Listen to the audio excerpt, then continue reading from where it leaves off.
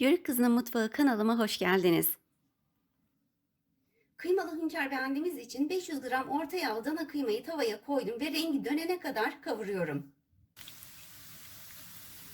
Rengi dönüp suyunu çekene kadar kavurduğumuz kıymanın üzerine 3 yemek kaşığı kadar zeytinyağı koyuyorum. Küçük küçük doğradığım 2 tane de kuru soğanı ekliyorum. Soğanlar yumuşayana kadar da kıymayla beraber kavuruyorum. Soğanlar da piştikten sonra üzerine 2 tane doğranmış yeşil biber ve 2 diş de küçük küçük doğradığım sarımsakları ekliyorum.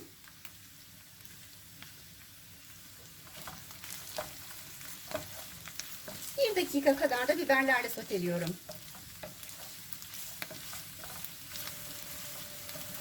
Kabuklarını soyduğum ve küp küp doğradığım 2 adet domatesi katıyorum.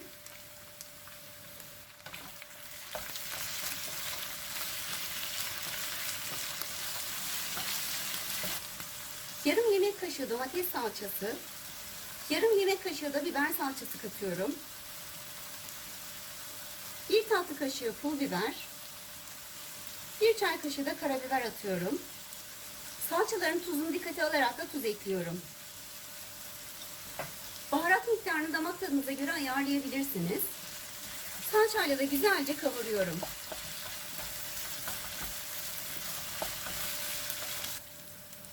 Üzerine 1 çay bardağı sıcak su ekliyorum.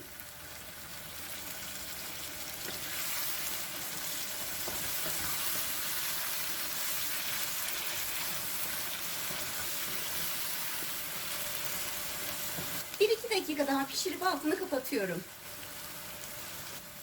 Hünkâr beğendiğinizin kıyması hazır. Yemeğimizin beğendisini yapmak için tavama 2 yemek kaşığı tereyağını koydum ve eritiyorum. Üzerine 2,5 yemek kaşığı un katıyorum.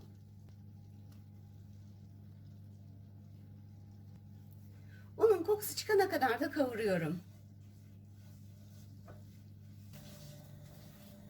Unu kısık ateşte sadece kokusu çıkana kadar kavuruyorum. Rengini çok fazla karartmıyorum. Bu kadar kavurmam yeterli. Üzerine 2,5 su bardağı süt katıyorum.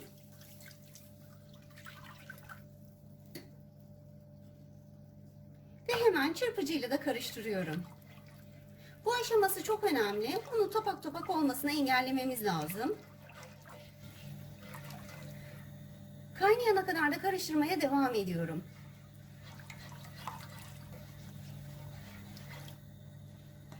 Beğendi, hem koyulaştı hem de fokurdamaya başladı.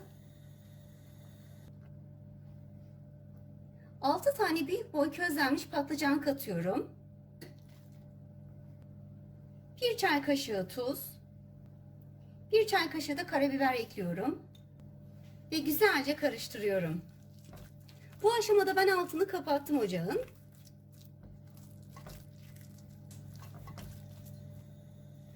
Ocağın altını tekrar açtım.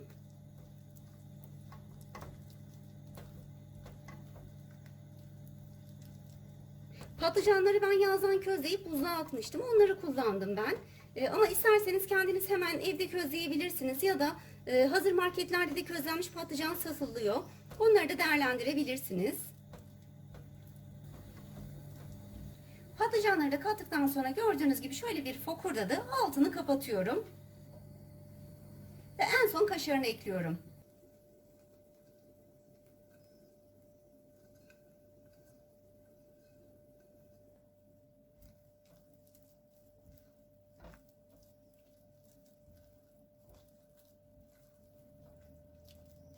Beğendiğimiz hazır.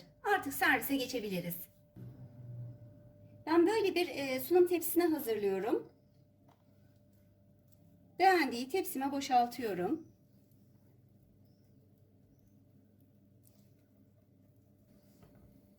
Şöyle tepsime de yayıyorum. Ortasına da hazırladığımız kıymalı harcı katıyorum.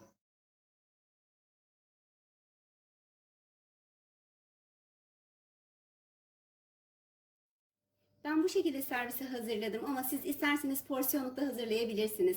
Kesinlikle yapmanızı tavsiye ederim. Daha sonraki videolarımda görüşmek üzere. Allah'a emanet olun.